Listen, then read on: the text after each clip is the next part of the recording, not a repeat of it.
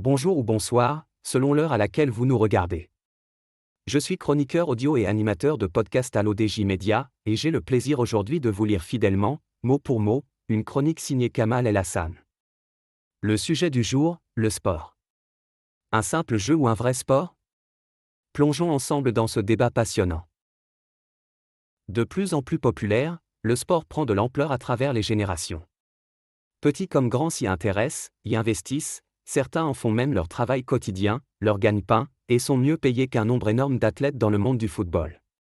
Pourtant, beaucoup restent dubitatifs par rapport à ce sujet, que ce soit de manière implicite ou explicite. L'auteur ajoute ensuite une nuance essentielle à ce débat.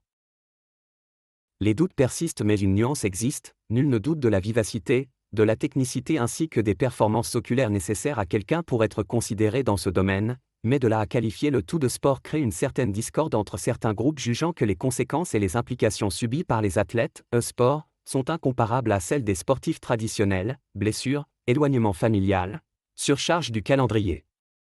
Et pour appuyer leur argument, on pourrait même regarder les origines du mot « sport », qui vient du vieux français « déport », et qui qualifiait le sport comme le résultat d'un divertissement physique ou de l'esprit. Mais je ne voudrais pas être de mauvaise foi et jouer sur les mots.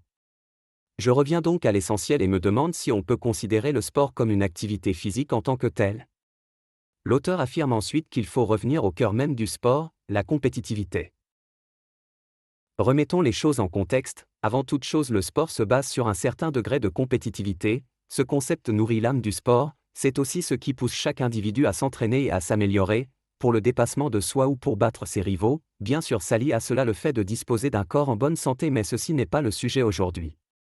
En effet, la compétitivité anime l'esprit et pousse la personne à se donner, que ce soit à travers un clavier et une souris, ou bien avec des chaussures dernier cri. Les larmes de déception après une défaite et les cris de joie après une victoire restent les mêmes. Mais au-delà de cet aspect émotionnel, creusons davantage. Les joueurs de sport, contrairement à ce qu'on pourrait penser, subissent des contraintes physiques réelles.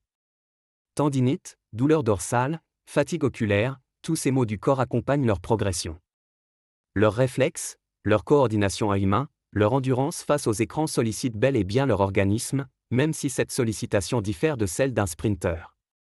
L'auteur pense qu'il est temps de poser la vraie question sur la nature même du sport. Et puis il y a cette question qui fâche, peut-on réduire le sport à la seule sueur et aux muscles qui brûlent?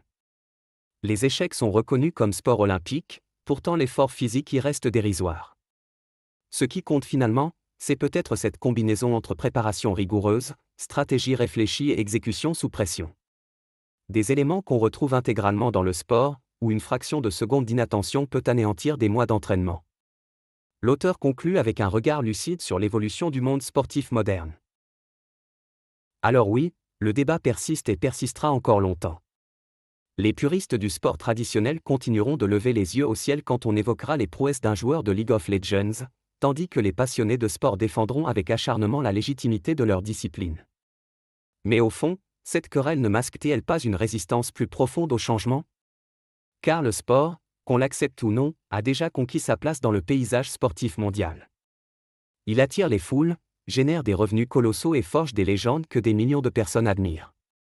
La vraie question n'est peut-être plus de savoir s'il s'agit d'un sport, mais plutôt d'accepter que notre définition du sport évolue avec notre époque. Merci à vous de nous avoir suivis pour cette lecture fidèle de la chronique signée Kamal El Hassan. Comme toujours, j'ai veillé à respecter chaque mot de l'auteur, sans altération, par respect de ses droits et de son style. On se retrouve très bientôt pour une nouvelle chronique à l'ODJ Média. À la prochaine.